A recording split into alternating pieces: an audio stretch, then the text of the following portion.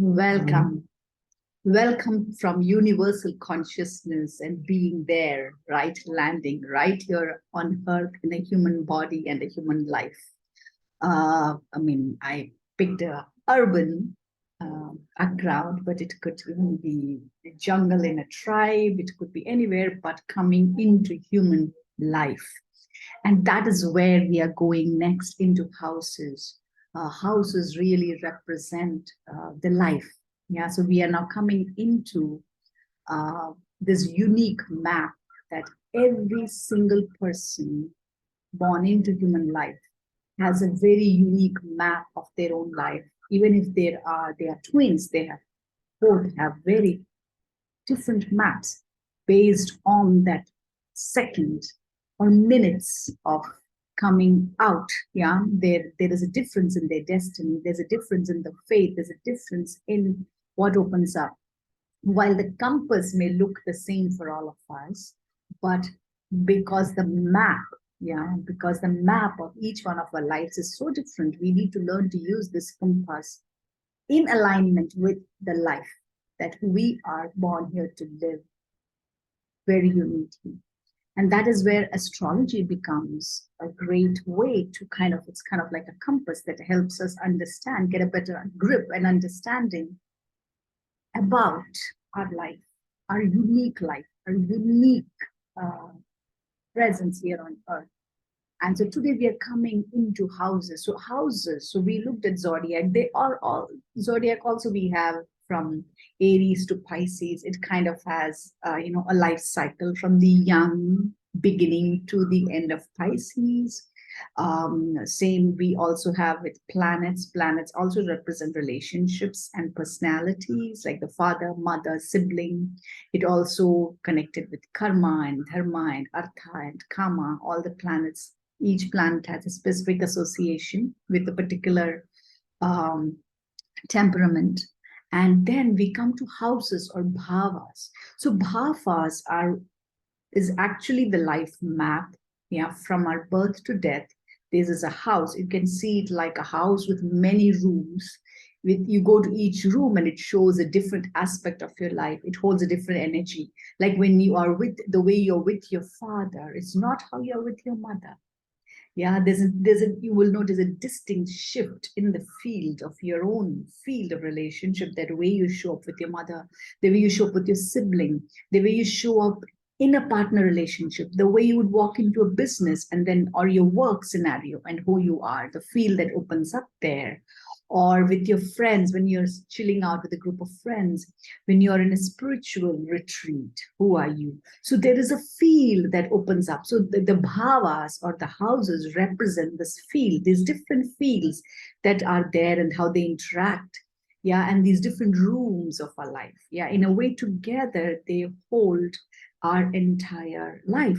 Yeah, and when there are different planets, they come, then they become alive with that energy of that planet and the signs when that get mapped. And how does that happen? How do planets and signs get assigned? So if you can just look at a house, we'll do that beginning today. We're going to look at what are the 12 bhavas, and what are the associations of each of these bhavas.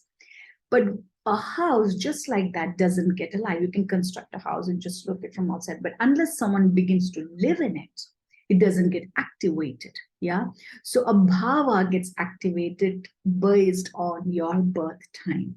So based on the time of your birth, your entire birth chart gets activated. The planets suddenly are there in the houses. The sign, the rashis get associated with the houses. And the house becomes alive and active and start. Yeah, and we are in this life. Yeah, so that's what we are going to look at today, bhavas. So let's begin exploring bhavas. Yeah, they are the fields of action where the different areas of our life are highlighted, they become alive, and they're directly connected to the time of our birth. Yeah, so grahas, planets, and rashis, they literally they land into this bhavas, and they form the building block of our birth chart. Yeah, And so here I have, life. And I mean, this is a very, what should I say, and a way of life as human social construct is created. This is not, might not be what is happening in someone's life, right? This is human creation, but what is in the grahas and what is there in the dharma and the artha and kama of someone's temperament and their birth might be something very different from what is orchestrated and shown here. So how do you really meet with what is it that you are here to experience? And that is where astrology really shows us this map. And uh, so there are 12 bhavas in any birth chart. And the bhavas have the same boundaries as the 12 zodiac signs. So, in other words, each house of a chart gets aligned or with a particular Rashi. And once, so it depends, it begins with the birth time and the first Rashi. So, when you're born, what is your ascendant? And that is usually calculated by based on your birth time. So whatever your ascendant Rashi is, that's what gets associated with the first house, and then all the other, then it flows in the same way. So if you are a Sagittarius ascendant in the, that means that's your first house. That's where you're born. That's the beginning. You're beginning in Sagittarius as the ascendant, and then that means your second house will be uh, Capricorn. Your third house will be Aquarius. Your fourth house will be Pisces. Your fifth house will be Aries, and so on. And your 12th house will be Scorpio. So this is then the zodiac gets mapped like that. Yeah. And together they show up this infinite potency. Like you can see here, I have a human life cycle. There is all these are different actions, and these are not just the only action. There are so many different actions for a baby from the time of birth to being able to speak, being able to see, being able to hear, being able to have functioning organs, to be able to crawl, to stand up, to walk, to have good health, to make friends, to start speaking, start expressing, start analyzing, going to school, learning, again, forming groups of friends and getting education, getting more education, coming into a relationship, experiencing love and sexuality and intimacy, and having a career or a job, or living your purpose, your karma, your action, and then coming in a relationship, and through that relationship bringing up maybe a child into this world, or a work or a creative expression into this world, how the relationship moves and how do you show up, and how you travel, do you get to travel, do you get to visit other places on this earth, or is your life rooted in one place? How is old age for you? So all these things, they can be seen looking at astrology, this map that opens up. And as through our planets are moving in our entire life, right? These different houses get more potency, get more activated. So in that way, there's so many factors. Yeah. So we are not looking astrology to predict how our life should be or could be. We are looking at astrology so that we can gain more free will. So we can align with our fate, gain more free will, find more room to live our purpose, to show up and live the life that we want to live. So now let's look at, so you can see all these planets, right? You have the sun, the moon. So just a reminder about the planets before we go into our houses, just the prayer. Adityaya Somaya Mangalaya Budhaya Cha Guru Shukra Shanibhyascha Rahuve Ketue Namaha. Adityaya Somaya Mangalaya Budhaya Cha Guru Shukra Shanibhyascha Rahuve Ketue Namaha. Adityaya Somaya Mangalaya Budhaya Cha Guru Shukra Shanibhyascha Rahuve Ketuve Namaha. Om Shanti Shanti Shanti. Okay, so let's remember the planets, yeah, before we go into the bhavas, because planets activate the bhavas. So sun is connected to our soul, our self-realization, prestige, power, ego. Actually, a right eye, but it's connected to a left brain, our heart, heat, well-being, father, king, honor, electricity. I mean, you can see the sun is is the in direct ways. If you say, if you don't look at anything else, sun is the atmakaraka. It is what brings the souls coming into earth, yeah. And then comes moon is the emotions, the mind, the mother. So the left eye, so our two eyes, our right eye is the sun, left eye is the moon. So these are the two karakas, yeah, the two planets right here. You can meet them in an eye. So if you can, even if you right now open one and close the other, you know, you can see if one might be strong, one might be less, and one might both be fine. And liquid. So while sun is fire, moon is liquid. Yeah. Sleep, it's again the heart. Happiness, moon is what is connected to happiness. So if you are not able to experience happiness, it is something you, the moon, your emotions, mind, and mother. Milk, pearls. So these are also, you can see travel. Moon is what also makes it possible for travel.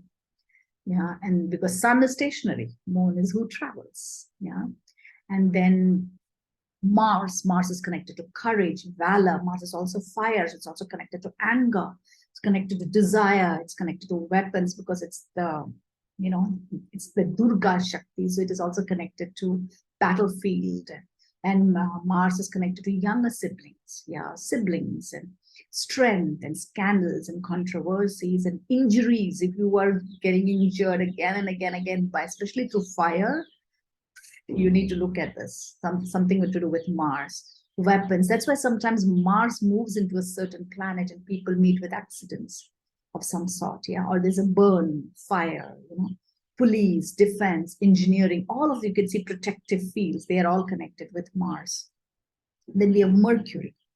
So education, Mercury is connected to intelligence. Mercury is connected to language, speech. So speech obstacles, speech deficiencies, or speech inadequacies or inability with speech is also connected to Mercury. Mercury in the chart. Mathematics, logic, writing, astrology. Even astrology, to be able to really have this aspiration for astrology, you need a good Mercury. Publishing, memory, business, analytical thinking, politics, drama, precious stones, maternal uncles. These are all connected to Mercury. Yeah. And then we have Jupiter. Jupiter is connected with knowledge, wisdom, devotion, philosophy, dharma, wealth too, teacher, and children. Jupiter is really connected to children. In female's chart, in a female chart, we look at Jupiter for the male, and in a male chart, we look at Venus for the female. Okay, so Jupiter. So you can see bank, so money, wealth, all that is Jupiter. Jupiter is like what grows, So you need to even have wealth. You also need a good Jupiter. Respect, to get respect, you need a good Jupiter. So any relationship with your father. Jupiter also in many charts represents father, because Jupiter and Sun are very connected. Yeah, religious perceptions, family, fortune, elders. So like Mars is about younger siblings. Jupiter is about elder. It's not just elder brother, it's elder siblings. Husband, body fat, holy places, donation, your ability to give. So altruism, all that is connected to Jupiter and signs Venus, Sagittarius. And then Venus is really connected to a reproductive energy, a sexuality, beauty, aesthetics, a wife or a female, jewelry, because it's connected to it's female, and because it is connected to also our ovaries and the womb and all of that. So jewelry, ornaments, sexual pleasures, singing, flowers, buying and selling, vehicles, perfumes, dance, music, so all the arts and the aesthetics and all those kinds of things, that enjoyment. So Venus is all about enjoy, all about entertainment. Yeah. And then we have Saturn. So Saturn, as you can see, it is also the one connected to longevity. Because Saturn, we will see in the houses who this significator cat, which house cat Saturn is a significator of. So longevity, yeah. Good Saturn means you'll have a good life and long life. Profession, karma, death, life, adversity, conduct, service, disease, poverty, trouble, losses, theft, servants, or health, old age, dishonor, imprisonment, grief, oil. So you can also see oil. So it is here, it is also liquid, but it's an oily kind of agriculture, west direction. So all of this is connected to Saturn. So Saturn, as we have looked at it, is the underdog. And then we have Rahu. Rahu is also connected with foreign. So in some ways, Rahu and Moon, Jupiter is connected actually with foreign travel. So Rahu, as you can see, it has a lot of accidents and poison and skin disease and heart disease. It is that kind of energy. Yeah, but even pilgrimage, so that means also that which will support us to overcome that is also Rahu. So Rahu is actually a very powerful aspect in our chart. Yeah, and it is connected with paternal grandfather. Yeah, so the father is what Rahu is connected with, and Ketu is connected to maternal grandfather or maternal ancestry. So Ketu is connected with spirituality, a spiritual awakening, occult. So many dark things can also be part of Ketu. Detachment, moksha, consumption, pain, wound. So many of this. So as we have looked at before, this is, so Rahu in some ways will be our, Ketu will hold our trauma, and Rahu is actually our coping of that trauma. So Ketu will hold our, if I look at IFS, Ketu is the wound or the exile, and Rahu is the protector. Now it can show up as the protector or the coping. So they together, so they together is the integration of Rahu and Ketu is actually purpose of this, of our life here. Yeah. So the headless body and the bodiless head coming together to form the full embodied human being. Okay. So now we saw the planets, and now we can look at bhavas or houses. So here I have this this is we are specifically looking at the Rashi chart, Rashi Bhava, Divan, because there are more than 60 ways so you can look specifically at a career chart. There is a Navamsha chart, which is a very powerful chart, D9. There is parent chart, so you can look at parent. There's a chart on Ayu. So so there are different, but we are looking at the very first, the Rashi chart or the very Bhava chart. It's also called as a Bhava chart. It is a general outline of someone's life, and you can pick one from here. And there's an entire different chart that you could look at. Yeah. So it's very complex. It's really complex. You can spend your entire life knowing it. And then, so here you have a chart. Like you are seeing the two birth charts. So one on the left side, what you see is the North Indian chart, and on the right side, what you see is the South Indian chart. So if you look at it, there is first is the house. Yeah. 2, 3, 4, you can see. So this is how the houses are. So what I've designated here are the houses. Okay. And so so this is a North Indian chart, and this is a South Indian chart. Yeah. In the North Indian chart, this is the ascendant. The ascendant is fixed. So wherever the first house, so in the North Indian chart, the houses are fixed. Yeah. So you can see what I show you here is the North Indian chart. So these are the houses. First, second, third, fourth. What you see is houses. What you see in the South Indian chart is a particular chart. So what you see in North Indian chart, the format is a general format because it's a fixed format. This is how the houses are. But what I'm showing you in South Indian, it's these are houses, but this is not what is fixed. So we'll come to that. So the first house is always where your birth chart begins. So both in the North Indian and the South Indian chart, the first house is where your birth chart begins. Yeah, it is a lagna of the person. Okay. So, and in a North Indian chart, this is how you move from the 1, 2, 3, 4, 5, 6, 7, 8, 9, 10, 11, 12. You can see the movement. And places of the houses are fixed here. Now, in the places of signs are fixed here. So here, if you see, what you see here as Aries, Taurus, Gemini, that is how the signs are. So the signs are fixed. The houses are not fixed. So the houses get mapped on the signs. Yeah, but in the North Indian chart, the signs are not fixed. So though the first house is there, now the sign of that first house might be something else. Like if you look at the second chart, yeah, if you look at the South Indian chart here, you will see that the first house is in Capricorn. Yeah, so Capricorn is the ascendant. So it's a Capricorn ascendant. So if I bring that into the North Indian chart, and so the North Indian chart moves counterclockwise and South Indian chart moves clockwise. And yeah, houses are shifting here. So here I have put Pisces, but if I were to change this, if I were to match it with this one, the first house would be Capricorn, and then the second house would be Aquarius, and third house would be Pisces, and fourth house would be Aries, and that's how it would be. Okay, so here I'm using Pisces as the start. So in that case, if you look at the North Indian chart right now, where the ascendant is a Pisces ascendant, if we were to map it to the South Indian chart, then the ascendant and those three lines of first house that you see that moves up to that corner, left corner, and that would become the first house. So if you can see, the house is varying or moving on the South Indian chart, and the signs are shifting in the North Indian chart. I like the North Indian chart mainly because the houses are fixed. Because I like to work, bhavas are very important for me. The house is very important for me, and the signs can map on it. It is easier for me to remember.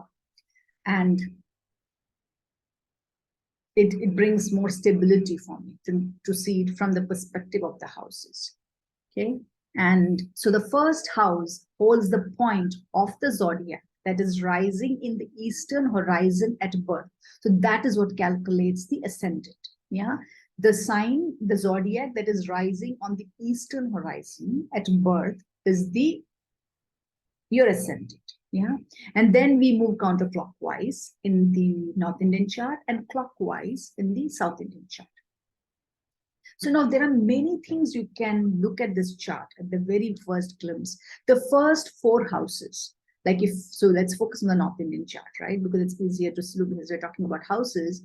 1, 2, 3, 4. The first four houses depict the personal. There are 12 houses. So if you see, if you divide it by 4, there are 3 specific energies. So the first 4 houses depict the relationship process that's happening inside the individual. Yeah.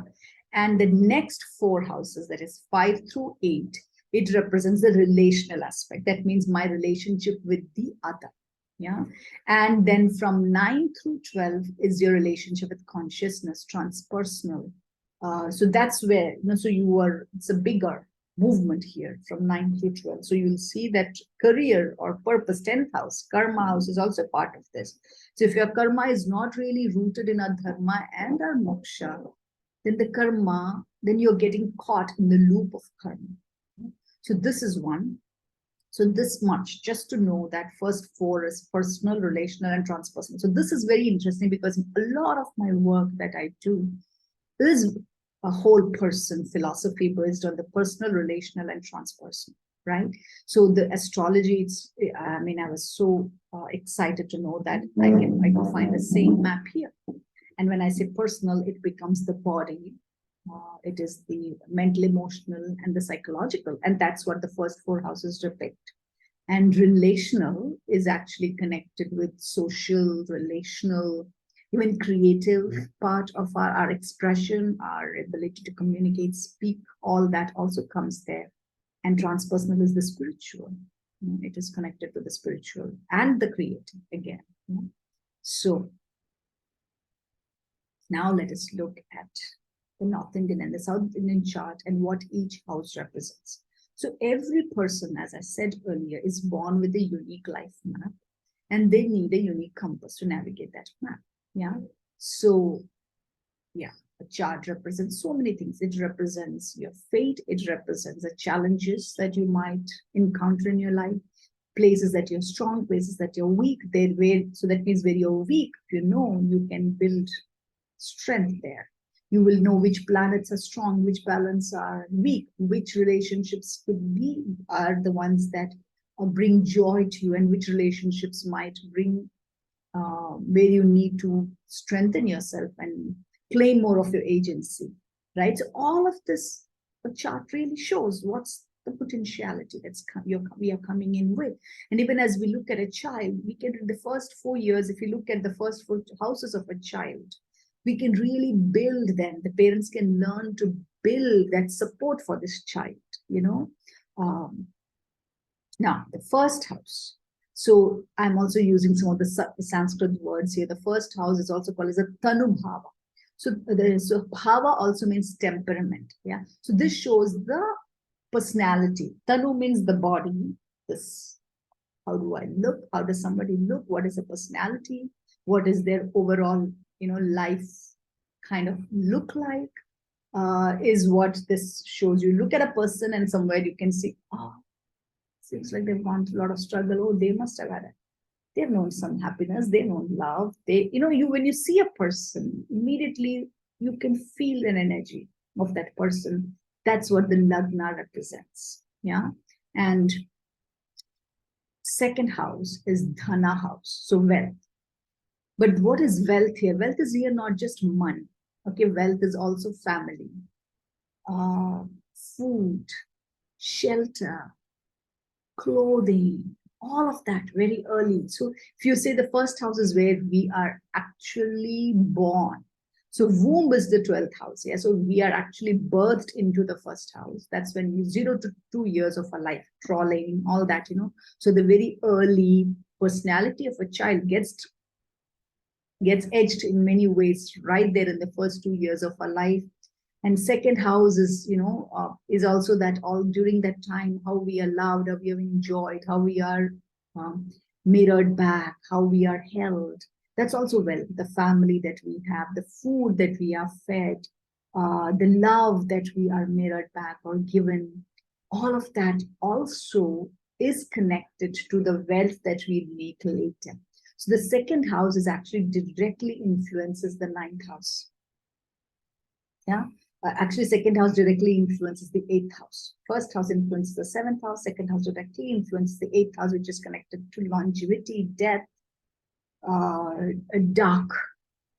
Is it deep dark loneliness, or is it a very stable, content aloneness that starts emerging post 40 for someone? So what is in the second house experience will show up in much later in your life. Yeah. And then we have the third house. So third house is Sahaja and Parakrama Bhava. Sahaja Bhava and Parakrama Bhava. And so third house is all about siblings. So it is possible that you might have a sibling or you might not. So when someone doesn't have any siblings, it's a very different life than having one sibling, two siblings, three siblings, or having siblings before or after. So this really shows your relationship with your siblings. That means once there are siblings, the child also, or no sibling, the child's ability, the child has to now be courageous. It has to also put effort in receiving love, in showing up. It has to interact. That means correct. There needs to be able to be communication. So second house is when the child will start talking. But communication of language and talking and writing, that's connected with the third house. Now, fourth house is connected to Saukrida and Sukha. So friendliness, this quality of friendliness, being able to be friendly. See, that comes right after our third. If as in the third house, if in our relationship with our siblings and our family, we are able to interact and be met with and we are enjoyed, then in the fourth house, we Fourth house will also represent our ability to be friendly with others, to move with others. Yeah. And this is also connected to Sukha, our ability to know happiness, experience happiness. And this is connected to home, this is connected to mother. Yeah, and there are many things, assets. So all of that is also connected. But fourth house, as if you see in sign, zodiac, fourth house is Cancer. It's where the queen is, the mother is. Yeah, so fourth house is that. Fifth house is connected to Sutta.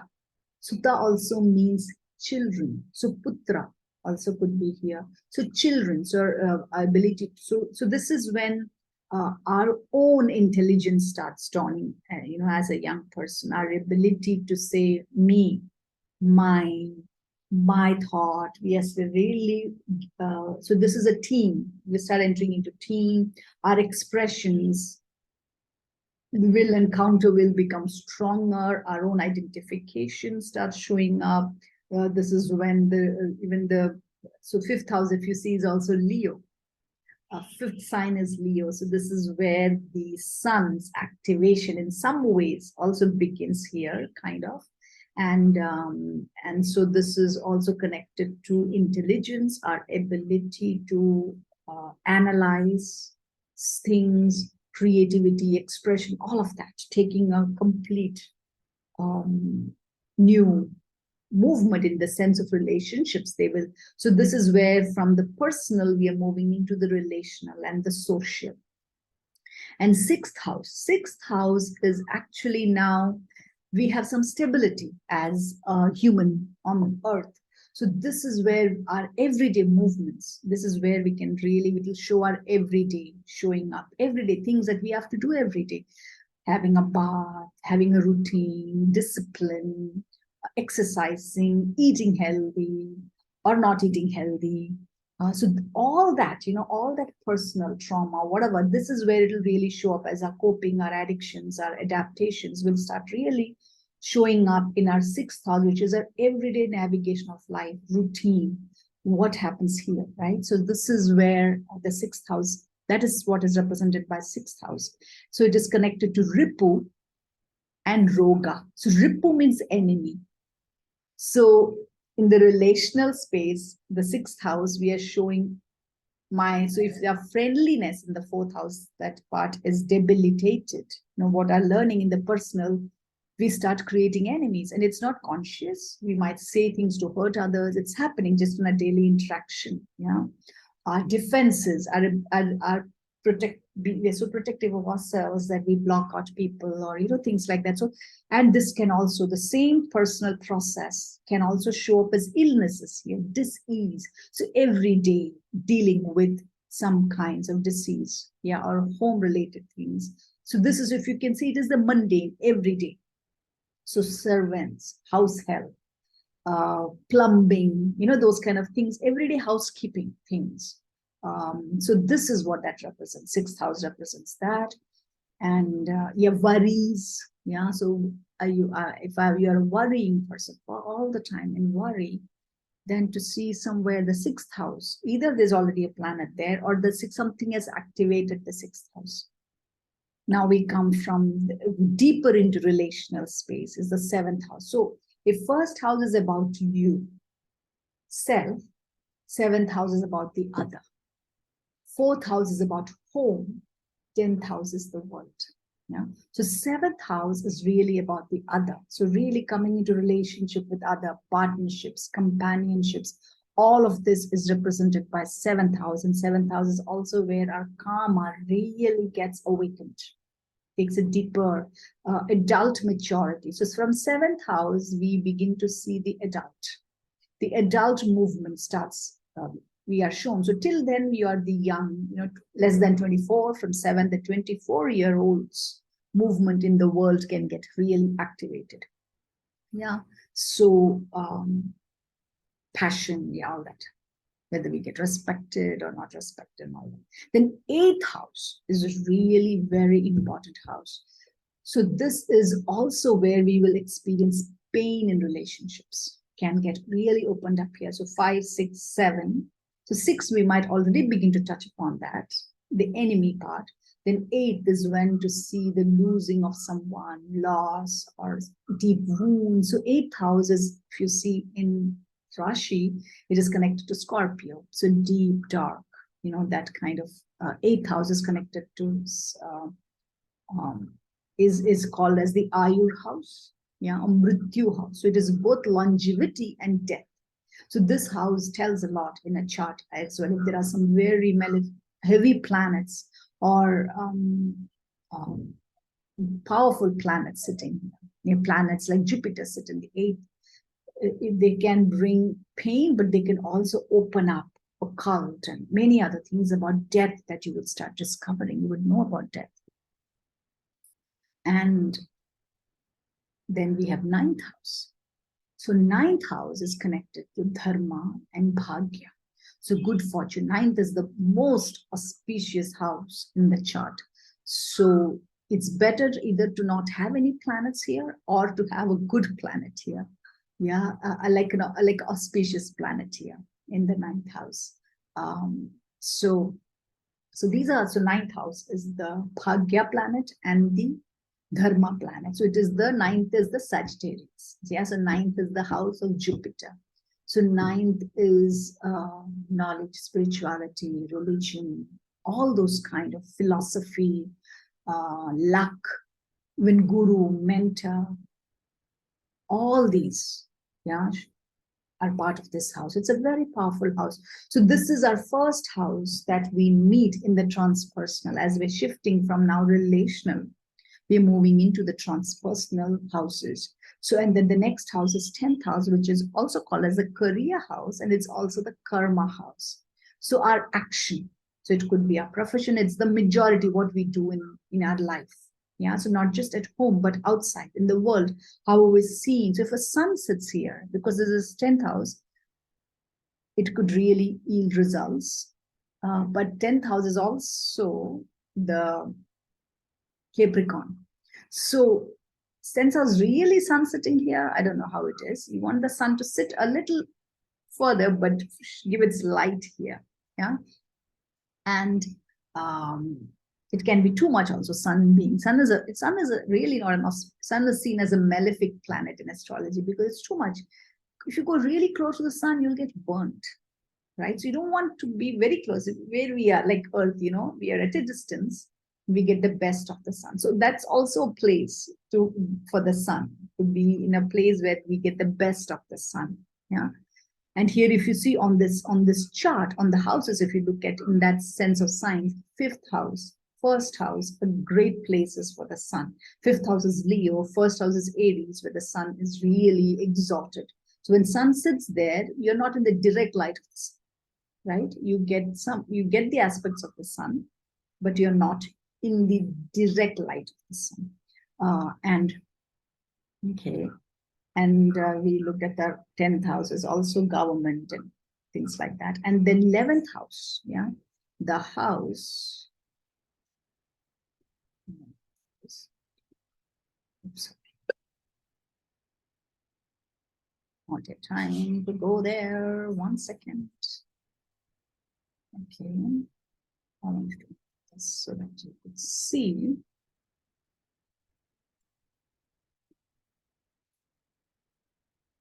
Do a recap so you can see all the houses. So we came to 10. And then we come to 11th house, which is Labha and Aya house. So it is a house of gains. Yeah. All that we will gain. So in 2, it was as the second house was wealth. Yeah, it's the foundation of what will come to us. So 11th house is also about friends and connections and activities and hopes and earnings. So it's also our ability to keep that money, yeah, keep that wealth, to enjoy that wealth. So 11th house is really allows us to do that. And 12th house is the Vyaya house, or it is also the house of expenditure. So you might have a lot of wealth that's coming, gains that are coming in 11th, but if the 12th house is debilitated or has a hole in it, it's all going to go. Nothing is seen. But 12th house is also the house of moksha, is the house of debilitation, is the house of liberation, yeah, realization. So it is a house of letting go. It is a house of letting it all go. And so you're ready for death. Yeah. So if you can also see it is the house of sleep. It is good sleep also comes with a good 12th house. It is the house of sexual pleasures as well. It's very interesting. You might feel like it's all uh, uh, counter, they are positional, but they really are not. So, and this is also represents early morning time. 12th house represents early morning time. So the early morning sexual passion that opens up has something to do with the 12th house. And what is 12th house? 12th house is Pisces. Yeah, 12th sign is Pisces. So Pisces is dreamy, romantic, impractical, out there, not here. So it's that state of sleep and dreamy like state is 12, and that is also connected to the womb, when we are in the womb kind of space. So this is that movement towards the womb. So it's 72, 80 plus, also that age where you're in the dreamy like state, not fully in the reality. And it is, the womb like, so it's a lot of unconscious. So when this chart for liberation, what is unconscious that really needs to become conscious? So this chart, that's why it plays a very important role in our own movement towards moksha or liberation. Okay. So now we looked at the chart, and now let's look at we began this entire journey of astrology based on the dharma, artha, kama, moksha. So these houses also are categorized. There are 12 houses. So there are 3 houses which depict dharma, 3 houses for artha, 3 houses for kama, and 3 houses for moksha. And let's look at that. So if we look at dharma house, it is a need for path and purpose. So if someone has that need for path and purpose, they definitely have a planet or some strong influence with these 3 houses, 1st, 5th, and 9th house. Yeah. It is impossible that it is not there. Yeah.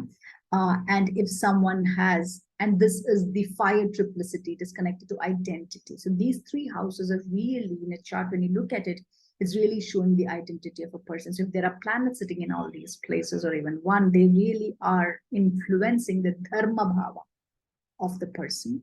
And then we have the artha bhava.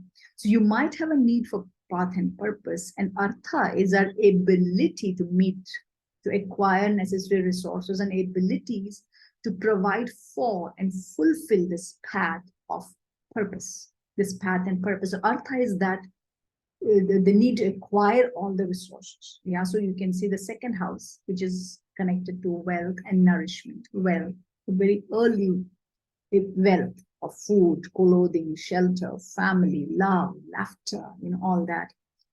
6th house, this is a dinacharya. Every day. So if every day we are struggling, we really cannot meet our dharma. So if every day, we have some ease, we're able to, so a 2nd house will directly contribute to the 6th. You see, what happens if the 2nd is that 2 to 4 or 0 to 4 directly contributes to our everyday ability to show up with ease in everyday movements of life. Yeah, dinacharya every day, and our ability to show up in the world. Yeah. So 10th house. So artha is connected to 2, 6, 10. Yeah. So if this is working well, then we are able to really move towards our dharma. Yeah. And then this is the earth. So it is material. So 2, 6, 10 is the material houses. So if there is problem, if problem is not there, there are challenges. If you look in a chart, there are some really malefic planets sitting here. And these charts are activated. That means in a good way, then it's great. That means a person. But if it's so material wealth and all that material fulfillment is available, but if it is not, then it will show you how the material depletion. So whatever comes doesn't stay also. Yeah. So you're forever. There's a word. There's a phrase in Hindi. Chakki pisna. Chakki mein piste reh jana. So if artha bhava is not really, you will be in this grind. So you can't really focus on dharma and moksha. You're caught up in this artha itself. Yeah. And then comes kama. Yeah. Kama is a need for pleasure and enjoyment. that's also there. Yeah. So if you can say third house, that's where first our ability for this comes. So our siblings, if with siblings, if we have really trauma, that this karma bhava can get impacted right there in the third house. Yeah. And our ability for every time we make an effort, to as a middle child or the oldest or the youngest, yeah, or in whatever place, if you have siblings or if you're the only one, then it could be a very different, yeah. And if all your karmas are being fulfilled, then who you will show up in the seventh house and the 11th house is a very different person.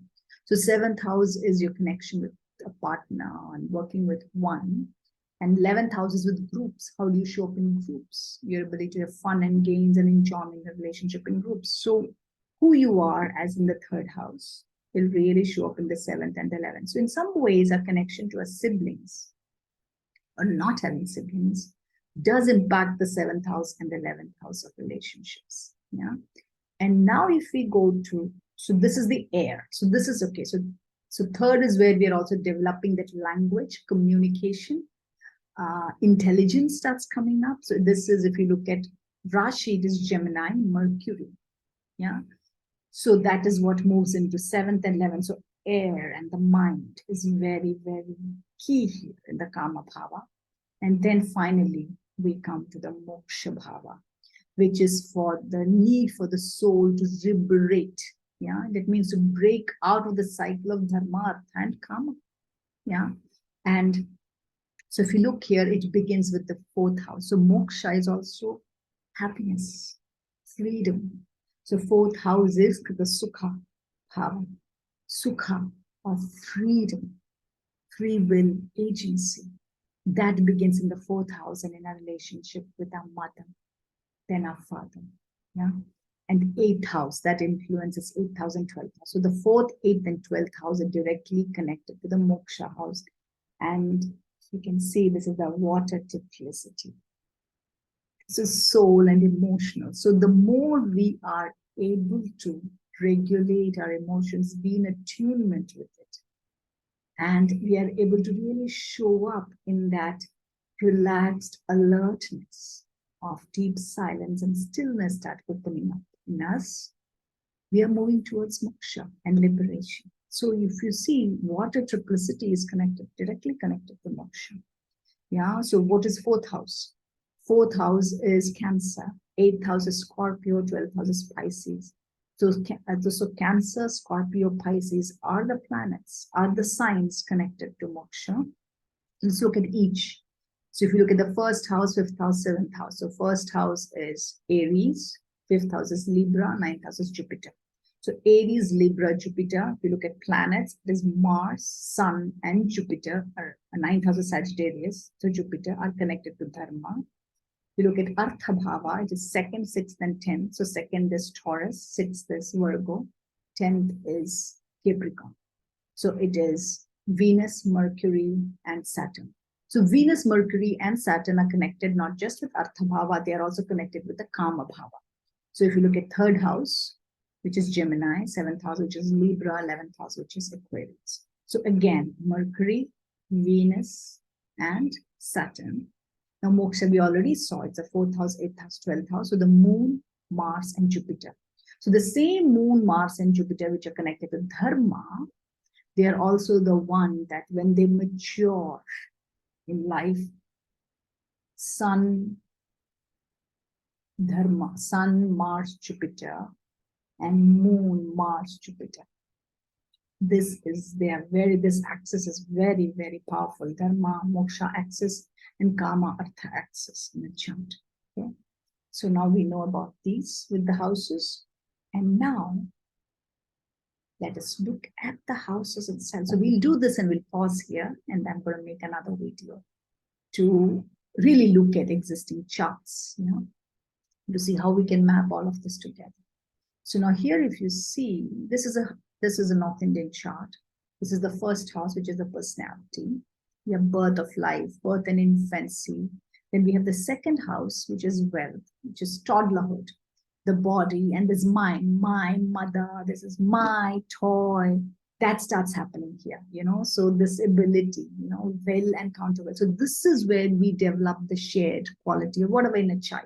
How do you navigate? How do you bring that in a kid about? So this is also, if you can look at the way the world is and the way kind of domination that has existed in the world of possession and domination and power over, this is where it begins in the second house. Okay? And then third house is of effort, language, mind, even neighborhood. So our siblings, our home, our community where we grow up, all of that is connected here. Then we have fourth house, which is the bedrock for growth to build upon. So it's home and family and mother and the environment and the home, all of that assets. Yeah. So this is the fourth house. Fifth house is education, joy, and creative self-expression. And it is about seeming. I'm here, look at me. So it's the adolescent, mom, watch this, I can do this. Or parents seeing. So it's that beginning into that kind of early teen, 11, 10, 11, 12, that age. And then we have the sixth house, which is health and enemies, daily duties, health, things like that, discipline. And so here we moved into the relational aspect. Yeah, our relationship with the other, 7,000 step. This is where we begin the adulting. So this can even happen early. It did not be 24, but it could even start happening earlier. I've just used this map that I use. The unification of the self with another. Yeah, this is where partnership, relationship, reciprocity, give and take, we are able to navigate all of this. Yeah, so that's the seventh house where the adult really begins to step into the world, yeah, and really showing up in the world. Eighth house is longevity. It is also about death, rebirth, intimacy, and all of this, our sexuality and all these movements are also here. Ninth house, we looked at purpose, which is also about spirituality, are connected with higher self, philosophy, and all of this. Yeah. And 10th house is duties and responsibilities. This is about standing tall. Yeah, atop the cross structure. There is no more up from here. So this is actually the peak. It's very interesting. 10th house really represents the peak in many ways. And this is where from here we start folding back. This is the furthest we go in a life. And then we need to start folding back, making room for a life afterwards, of slowing down. So 11th house represents also that, how that is going to be. Yeah, while it is also showing us our groups and how we will be throughout, also in groups, it's also showing that part of our life. Yeah, and 12th house is where we really are learning to come back into that home space, into stillness. Yeah, learning, having this ability to letting things go. Now, all of these houses, see, this is not an activated house. This I'm just showing you what a house could look like. So the house is not yet activated. So each house also has a significator of that house. So now where it sits in this house, based on that, it will really be able to kind of give that house more merit. So the significator of the first house is sun. Sun is the karaka of the first house. Jupiter is the karaka of the second house. Mars is the karaka of the third house. Mars is connected to sibling and effort. Moon is the karaka of the fourth house. Jupiter is the karaka of the fifth house, because Jupiter is also connected to learning, ability to have higher functionality, higher knowing.